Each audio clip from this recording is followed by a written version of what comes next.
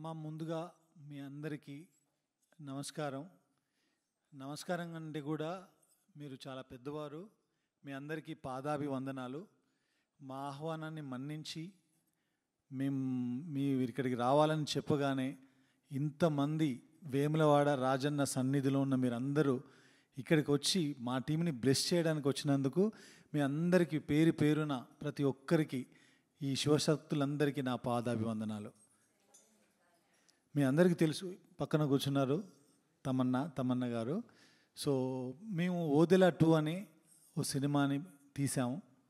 ఆ సినిమాలో తమన్నా గారు శివశక్తి క్యారెక్టర్ ప్లే చేశారు, ఆ రోల్ పోషించారన్నమాట. సో ఆవిడ మీ గురించి నేను చెప్పినప్పుడు, కథ చెప్పినప్పుడు, మీ అందరికీ తెలుసో లేదో, నాది కూడా కరీంనగర్ జిల్లానే. అక్కడ ఓదెల అనే గ్రామం నాది. నేను వేములవాడకి చాలాసార్లు వచ్చాను. అక్కడ మనకు ఆ కల్చర్ కూడా తెలిసి, నాకు కోడెను చుట్టూ దింపి కట్టేయడం అదంతా. సో మన కల్చర్ గురించి, మన దగ్గర ఉన్న శివశక్తుల గురించి, శివశక్తుల గురించి నేను తనకు చెప్పినప్పుడు తను చాలా ఎక్సైట్ అయ్యి, తప్పకుండా ఈ పాత్ర నేను పోషించాలి, ఇప్పటివరకు నేను చేసిన సినిమాల్లో ఇది నాకు చాలా గొప్పగా దొరికిన అవకాశం, ఈ అవకాశాన్ని నేను తప్పకుండా వినియోగించుకోవాలని తను ప్లే చేశారు. సో చాలా అద్భుతంగా ప్లే చేశారు. నాకు అదృష్టం ఏంటంటే ఈ క్యారెక్టర్ రాయడానికి కానీ, ఇంత దూరం ఈ సినిమాని తీసుకురావడానికి కానీ, మీరు కాకపోయినా మీ అమ్మలను నేను చూసుంటాను చిన్నప్పుడు. ఆ వేములవాడ వచ్చినప్పుడు, లేదంటే శ్రీశైలం వెళ్ళినప్పుడు, కొమరవెల్లికి వెళ్ళినప్పుడు, ఓదెల మల్లన్న సన్నిధిలో వెళ్ళినప్పుడు ఇవన్నీ చూశాను కాబట్టి నా మెమొరీలో చిన్నప్పుడు అలా ఉండిపోయినాయి. అదే విషయాల్ని నేను కథ రూపంలో రాసుకొని, మీరందరూ ఎలా చేసేవాళ్ళు, ఎలా ఉండేవాళ్ళు, ఎలా నడిచేవాళ్ళు, నాకు ఉన్న జ్ఞానంతో నేను తనకు చెప్పాను. తను ప్లే చేశారు.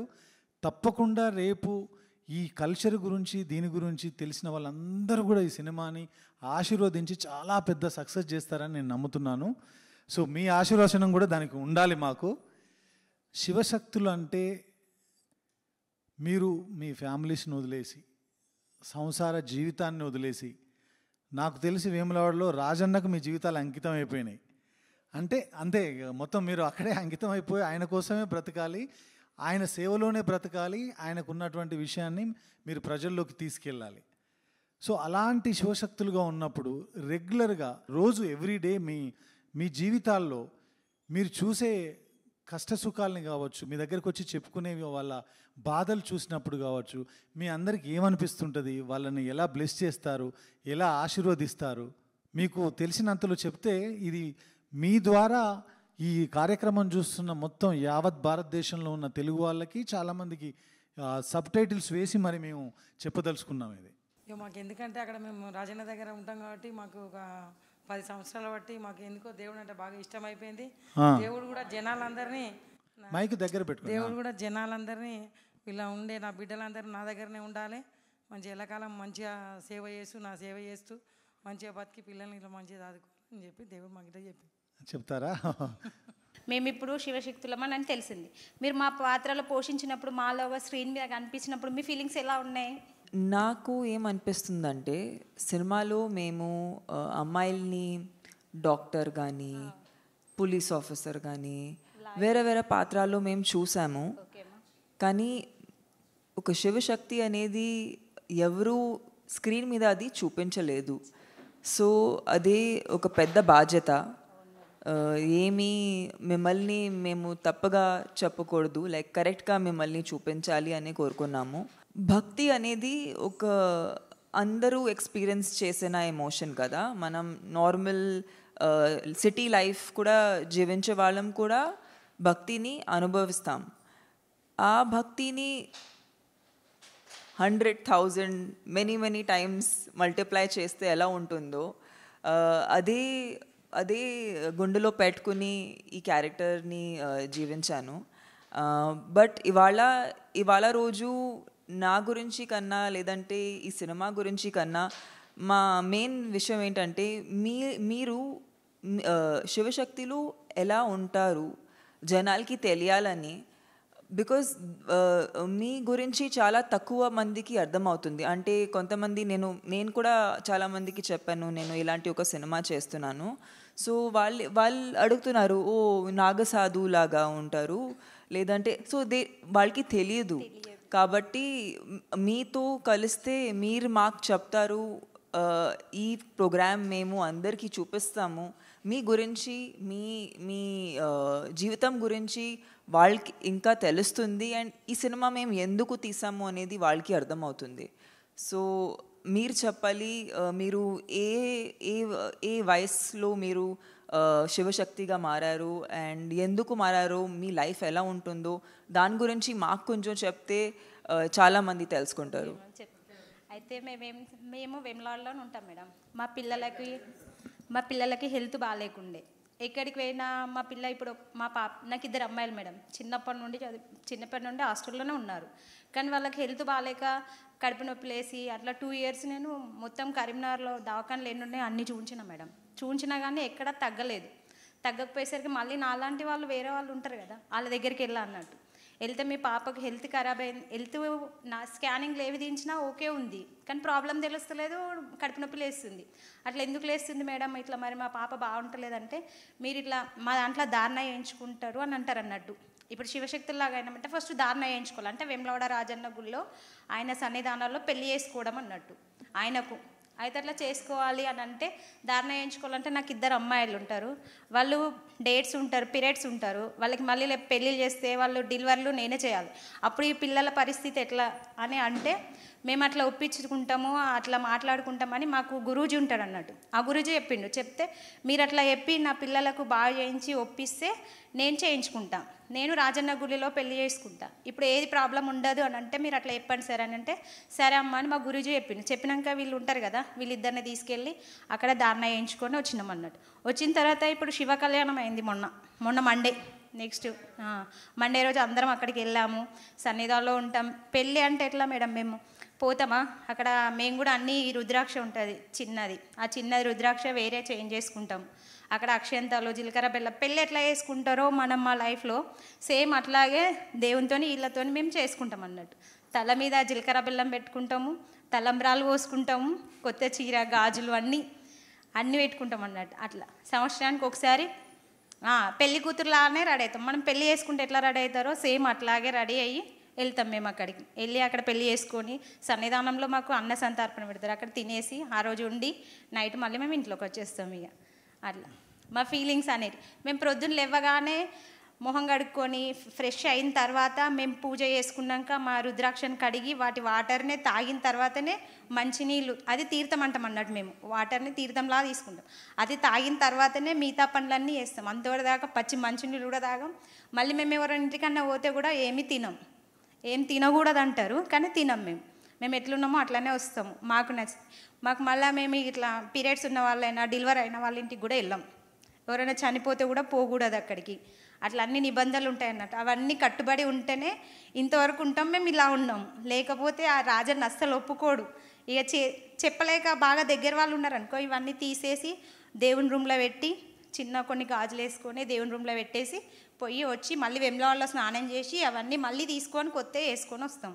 అట్లా ఉంటుంది పద్ధతి. బాగా నిష్టగా ఉంటేనే రాజన్న మీదికి వస్తాడు, లేకపోతే రాడు.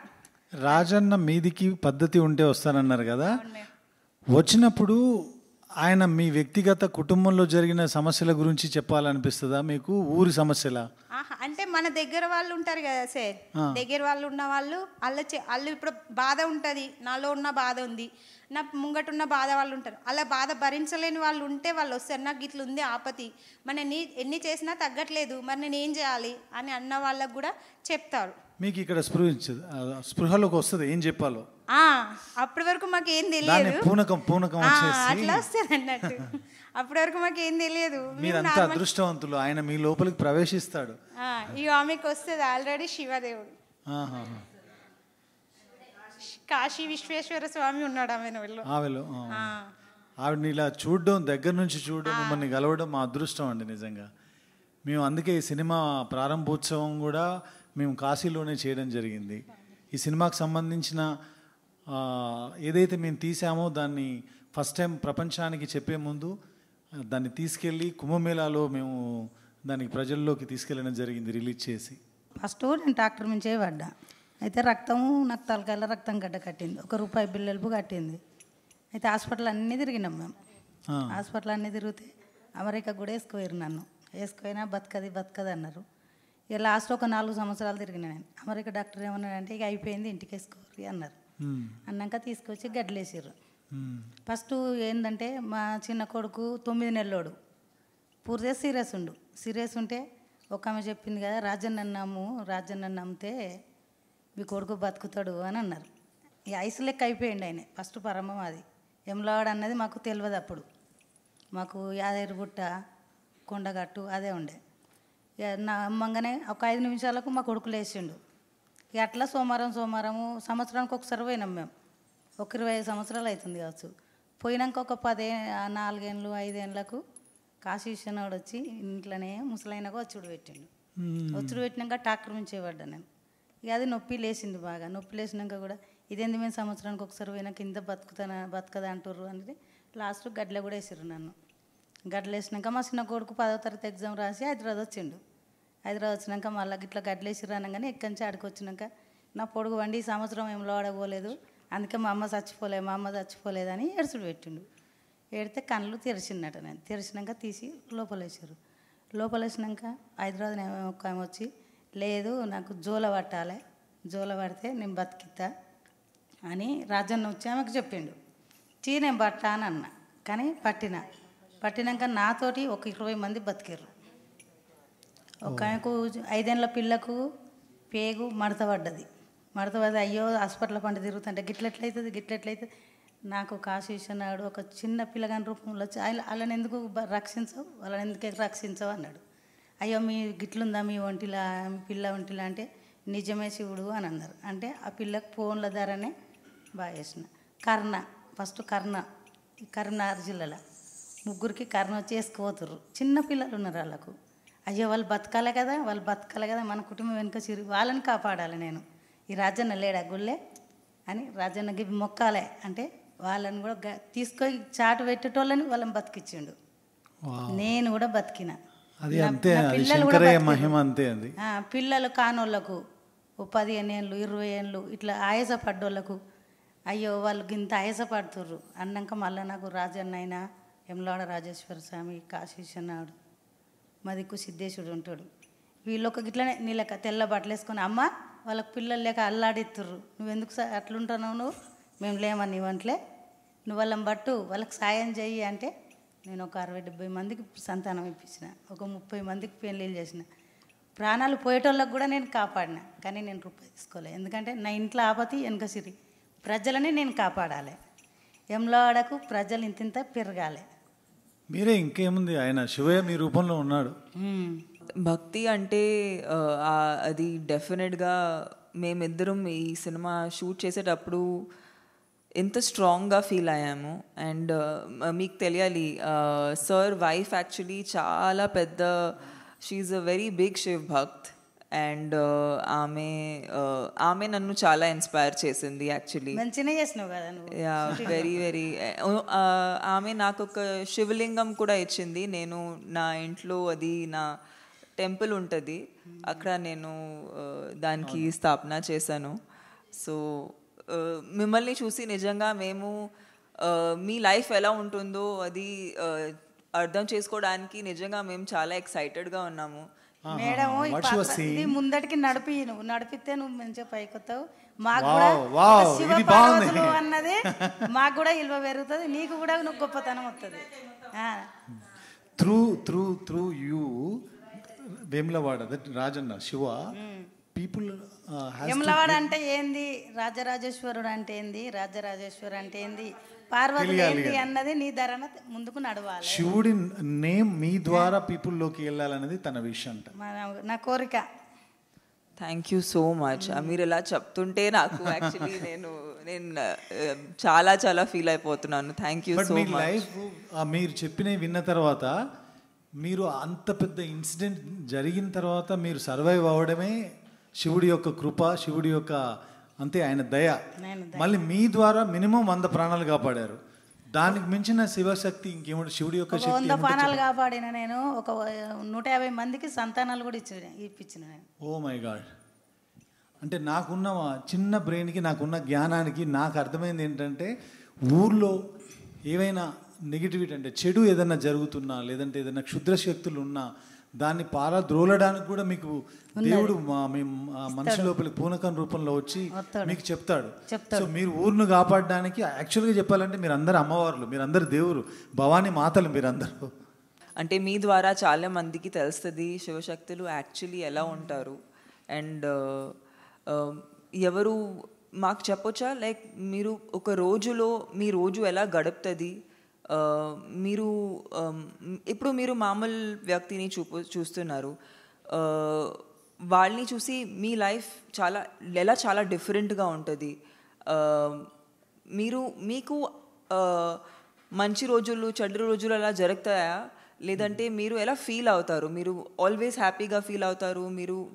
మీకు కూడా సాడ్నెస్ అనేది ఒక బ్యాడ్ రోజు అనేది మీకు కూడా జరుగుతుందా? మాకు కూడా జరుగుతాయి. మేము కూడా మస్తు కష్టపడాల్సిన పరిస్థితి. మేము కూడా శివుడు ఎన్ని పరీక్షలు పెడతాడో అన్ని నెగ్గాలి మేము కూడా.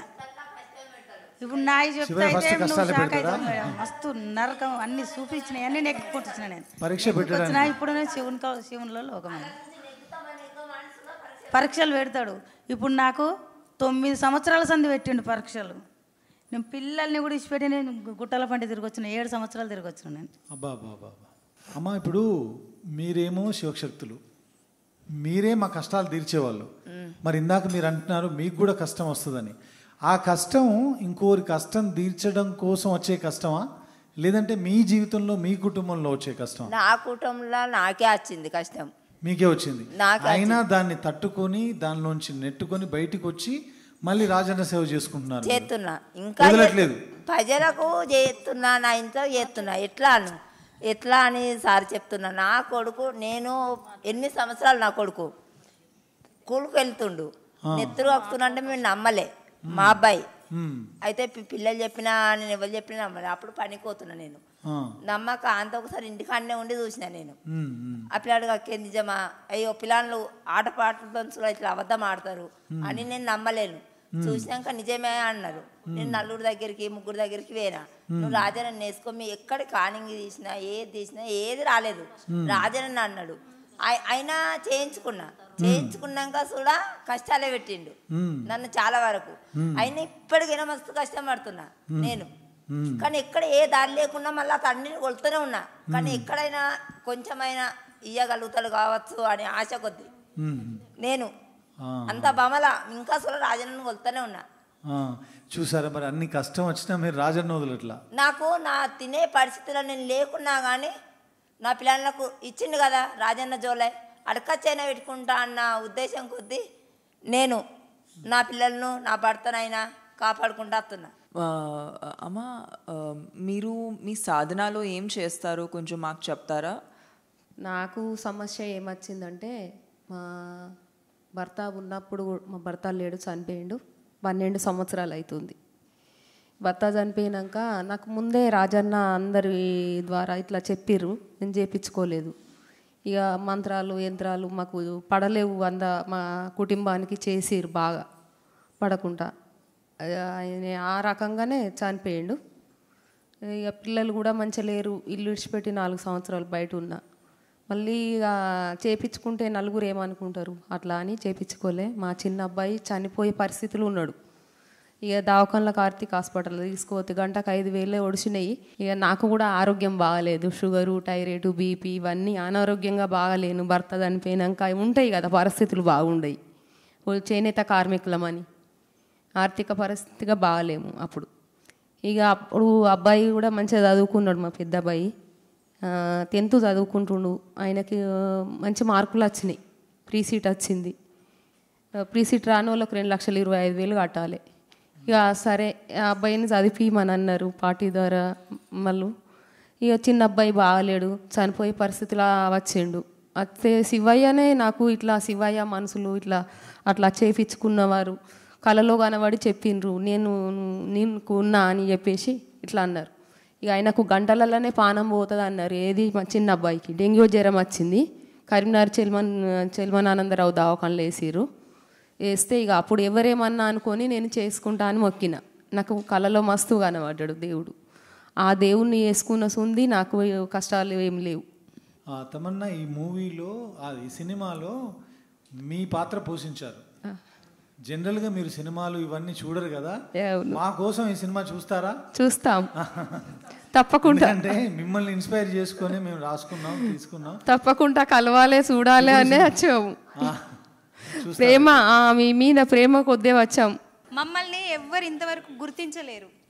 కానీ మేము సినిమాలో ఏదన్నా చిన్న చిన్న తప్పులు చేస్తే మాత్రం మమ్మల్ని క్షమించండి, క్షమించి ఆశీర్వదించండి తప్ప. అన్ని తెలిసిన వాళ్ళే తిడుతుంటారు సార్. ఇప్పుడు మేము భిక్షకు పోతే కూడా మమ్మల్ని తిడతారు సార్, తిడతారు. వీళ్ళు ఇగో పెద్ద స్టైల్గా ఇది ఏదో జోలేసుకొని ఇలా ఇట్లా బూతులతో కూడా తిడతారు సార్ మమ్మల్ని. మేము పోతుంటే అడుక్కోవాలన్నా మాకు బాధ అనిపిస్తుంది. అట్లా పోయి కూడా తిట్లు పడి కూడా మేము చేసుకుంటాం. అది మాకు తెలుసు, మాకు దేవుడు ఉన్నాడు, మేము మాట్లాడాలి, ఆ దేవుడితో చేసుకోవాలని అనిపిస్తుంది. మళ్ళీ భర్త చనిపోయినా కానీ మేము గాజులు కానీ బొట్లు కానీ తీయకూడదు.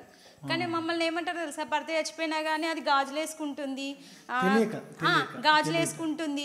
ఇక ఇదేమన్నా అంటే రాజన్న అని పెళ్లి చేసుకున్నా అని అంటది. కానీ మళ్ళీ ఎట్లాగో తయారైతుంది చూడవు కానీ అట్లా కూడా తిడతారు సార్. మేము బాగా హింస అది ఇక మాకు అనిపిస్తుంది. దేవుడు మమ్మల్ని ఇట్లా ఎందుకు అనిపిస్తుండు వాళ్ళతోని, పోనీలే ఏదో ఒక రోజు మాలాగానే అవుతారు కావచ్చు మీరు అనుకొని అట్లా కూడా ఊకుంటాం సార్. మేము తిట్టినా కానీ పడతాం. ఇక దేవుడు ఉన్నాడు, మమ్మల్ని రప్పించుకున్నాడు, అట్లా చేయించుకున్నాడు, దానికి మేము కాదు కదా బాధ్యత అని కూడా. మిమ్మల్ని తిట్టేవాళ్ళు కూడా వాళ్ళ తెలియనితనమే. ఆశీర్వాదం ఉంటుంది, శివయ్య ఆశీర్వాదం ఖచ్చితంగా ఉంటుంది మేడం. మేము మాట అన్నామంటే ఖచ్చితంగా మంచి జరుగుతుంది మేడం.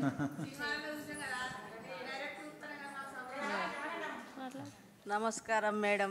నమస్కారం. ఓం నమ శివాయ. ఓం నమ శివాయ. హర హర శంకర నమో శివాయ. హర హర మహాదేవ. ఓం నమో హర హర మహాదేవ్ శంభో శివాయ. ఏకవస్త్రధారణ అంటే ఒకే శారీ కానీ అదే ఏదైతే మీరు బట్టలు వేసుకుంటారో అదే జీవితకాలం వేసుకోవాలి, అదే జోలే పట్టుకోవాలి, అదే ఇది చేయాలి. మీ పక్కింటోళ్ళు ఎదురింటోళ్ళు ఎవరైనా సరే సినిమాకు వెళ్తుంటారు, వాళ్ళ ఫ్యామిలీస్తో ఏదైనా ఎంటర్టైన్మెంట్ ప్రోగ్రామ్స్కి వెళ్తుంటారు. అలా చూసినప్పుడు మేము దేవుణ్ణి నమ్ముకొని ఉన్నాము, లేదంటే మేము కూడా ఇలా సరదాగా తిరిగే వాళ్ళం అని అనిపిస్తుంటుందా? అస్సలు అనిపించదు కదా. అదే అదే ఆ శివయ్య మహిమ. మీ కళ్ళ ముందు అన్ని ఉన్నా కూడా మీకు అనిపించదు.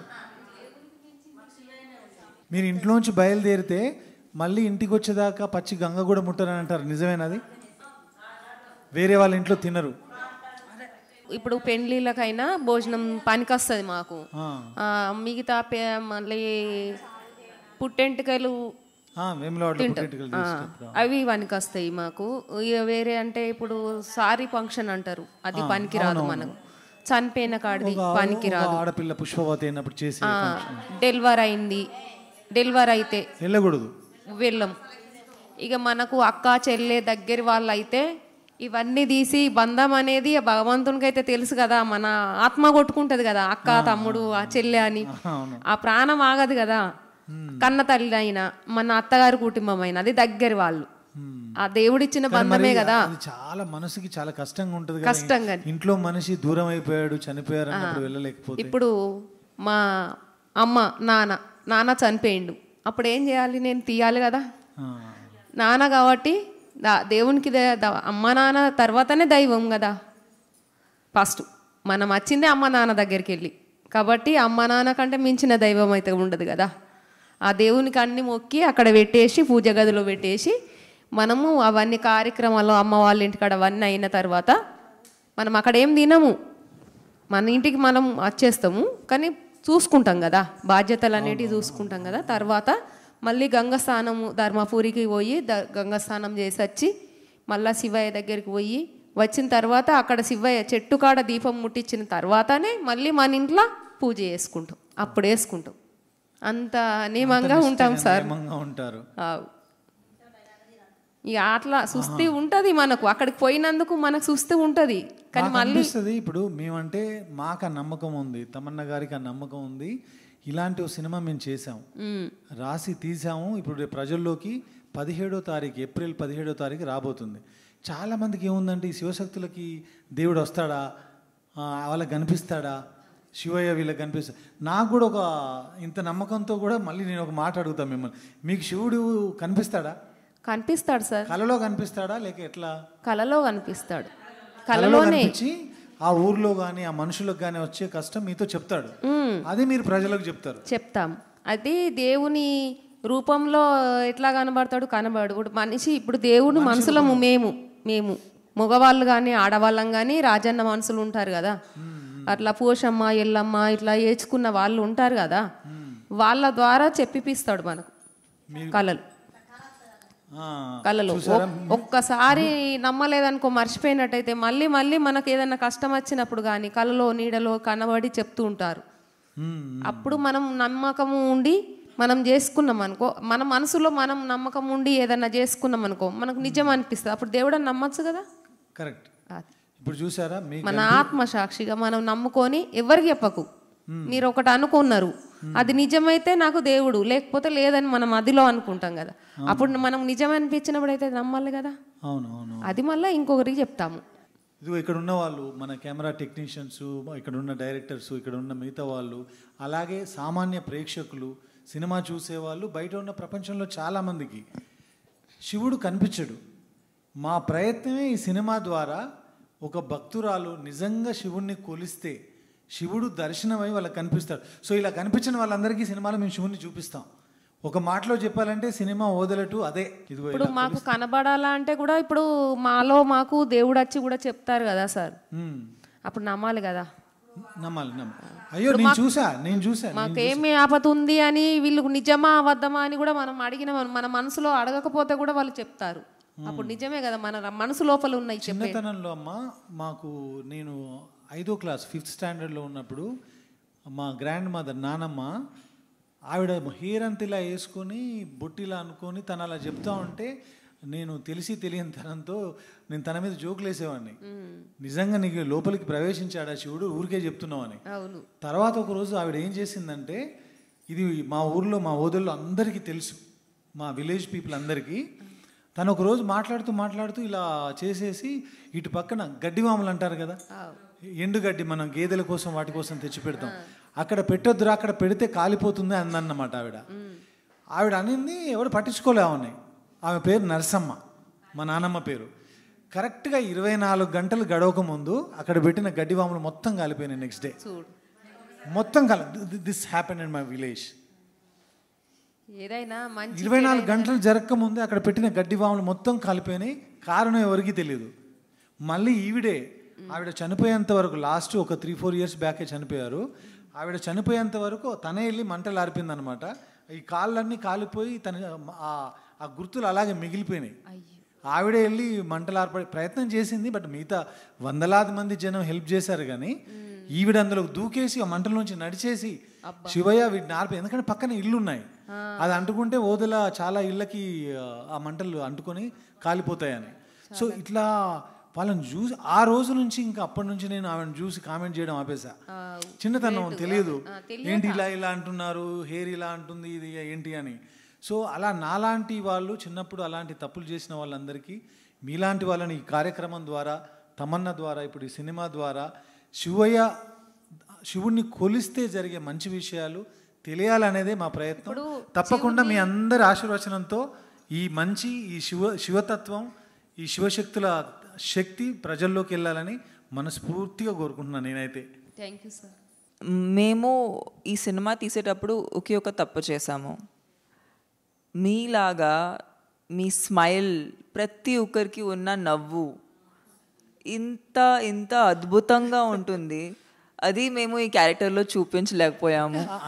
నెక్స్ట్ సినిమా తీస్తే మీలాగా ఈ శివశక్తులు నవ్వుతుంటూ హ్యాపీగా ఉంటూ, కష్టాలు అందరికి ఉంటాయి, ఇలాంటి కష్టాలు ఎవరికి ఉండరు అనేది ఇప్పుడు ఆవిడ చెప్తున్నారు కదా. బట్ మీ అందరి నవ్వు చూసి అబ్బా నవ్వు అంటే ఇలా ఉండాలని అర్థమైంది. శివభక్తులు అంటే ఎప్పుడు హ్యాపీగా ఉంటారనేది నాకు కనపడుతుంది. అంటే మేము ఎంతమందిని కలుస్తాము, కానీ వాళ్ళ ముఖంలో ఎప్పుడు ఆ నవ్వు అనేది ఉండదు. మీ నవ్వు చూస్తే మేము ఎంత ఆనందపడుతున్నాము. థ్యాంక్ యూ మీలాగా నవ్వాలని, మీలాగా హ్యాపీగా ఉండాలని ఆశీర్వదించి. మనకు కూడా ఉంటాయి బాధలు, కానీ మనం బాధపడే బదులు నవ్విస్తేనే బాగుంటుంది కదా మేడం. ఏప్రిల్ 17వ తారీఖు విడుదల అవుతున్న ఈ సినిమా మేము కష్టపడి ఇష్టపడి చాలా ప్రేమతో భక్తి శ్రద్ధలతో చేసాం. సినిమా ఏదో ఇంత పెద్ద సూపర్ స్టార్ ఉన్నారు సినిమా చేసేద్దాం జనాల్లోకి ఇది అట్లా వదిలేద్దాం అలాంటి ఉద్దేశంతో చేయాల, చాలా ప్రేమతో చేసాం. అదే ప్రేమతో మీరు ప్రేమగా మమ్మల్ని ఆశీర్వదించండి, అంతే చాలు మాకు.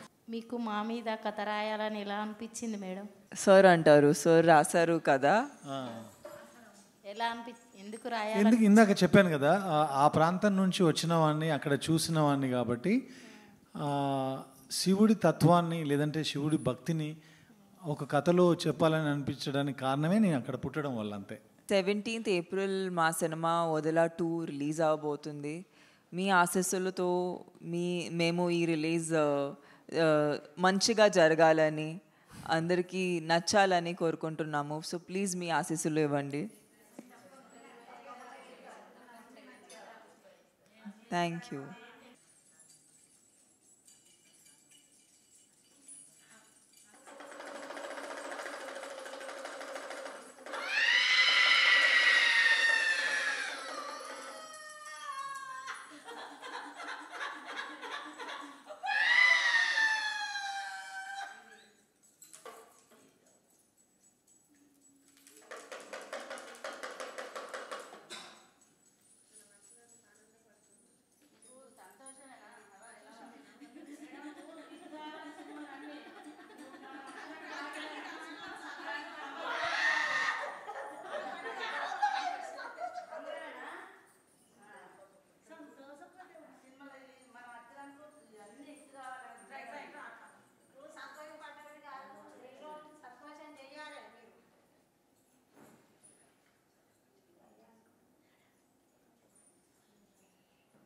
సంతోషం కొద్దిగా ఉన్నావా? ఆనందమేనా? మల్లన్న దేవుడు అట మేడం, మీరు మల్లన్నను నమ్ముకోమని చెప్తుండు. అన్నీ అనుకున్నాడు జరుగుతాయంట. మల్లన్నను శివయ్యను నమ్ముకోమని చెప్తుండు. గుడికి రమ్మంటారా? కొమరేలి మల్లన్న, కొమరేలి మల్లన్న.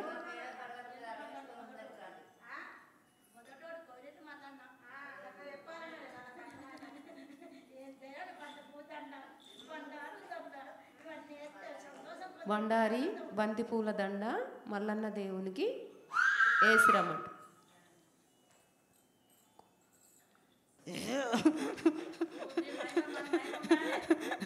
రాజరాజేశ్వరుడు అంటే బొల్లా శంకరుడు నేను, భక్తవ శంకరుడు నేను, ఆపతిన్నోళ్ళకు వాళ్ళింటనే ఉంటా నేను.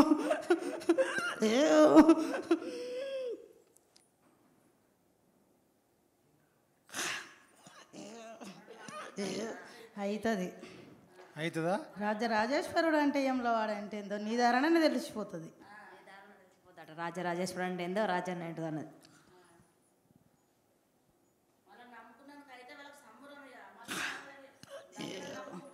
అవుతుంది అవుతుంది. నేను ఎవ్వరికీ వమ్ము చేయలే, నన్ను నమ్మిన వాళ్ళకు